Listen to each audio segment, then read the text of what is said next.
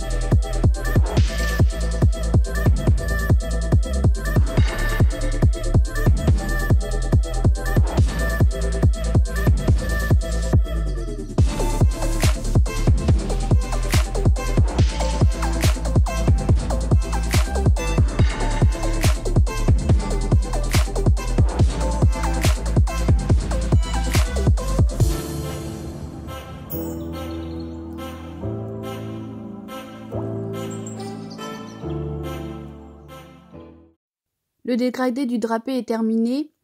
Maintenant, au niveau des feutres utilisés pour l'effet scintillant, dans un premier temps, je vais utiliser 2 feutres noirs. Le Pit Artist de Faber-Castell, il est assez fin en brush.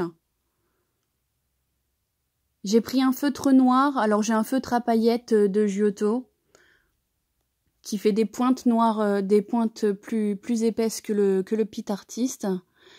Un feutre avec le brush d'un côté et la pointe fine de l'autre. Voilà, un violet foncé, donc 2 noirs, un violet foncé, un violet clair, toujours sur les feux de paillettes de Giotto, avec une mine plus grosse, et le violet clair en stylo gel Castel Art, pour les points plus fins, et ensuite le signaux blanc. Voilà, stylo feutre, stylo gel, signaux blanc. Donc on va commencer par faire les points noirs les plus gros. Donc avec le Giotto, c'est la mine la plus grosse. Et on va commencer à faire des petits points au niveau des zones les plus sombres. Voilà, vous en faites quelques-uns, c'est suffisant. Alors la démarche est de faire d'abord les gros points sur le noir, ensuite les petits points sur le noir, et ainsi de suite avec les gros points sur le violet foncé, les petits points avec le violet foncé, les gros points avec le violet clair, et ensuite les petits points avec le violet clair. Donc vous espacez, vous en faites... faut pas que ce soit hyper régulier parce que sinon ça va faire un effet ligne pas très joli.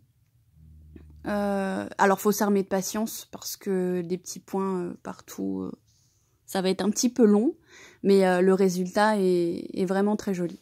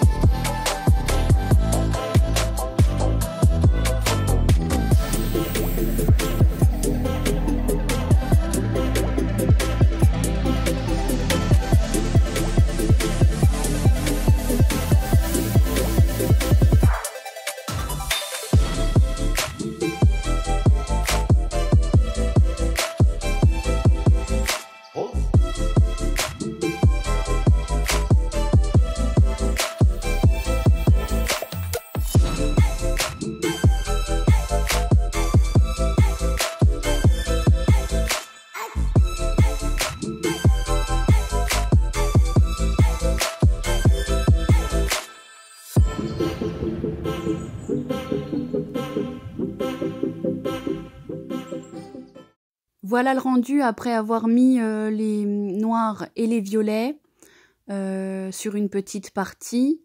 On va laisser bien sécher parce que sinon ça va mélanger votre violet et le noir avec le signaux blanc. Donc on laisse bien sécher d'abord la couleur foncée et ensuite on passe aux petits points blancs. On passe à la dernière étape, les points blancs. Donc pas hésiter à en mettre une multitude partout sur la zone claire. Quelques-unes dans la zone foncée, c'est ce qui va faire ressortir l'effet scintillant. Donc en fait vous dégradez mais que point par point.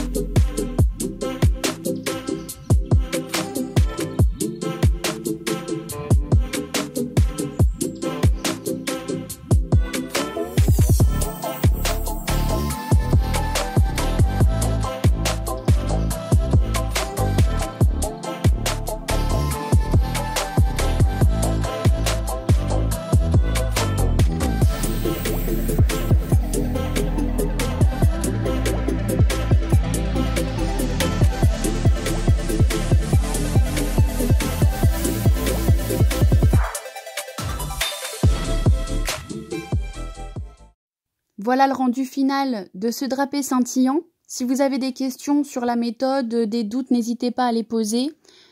Voilà ce que ça donne en proche, avec des points partout. Faut vraiment s'armer de patience. Je vous présente le colo terminé. J'ai mis quelques étoiles en plus pour faire l'effet scintillant, pour accentuer l'effet scintillant.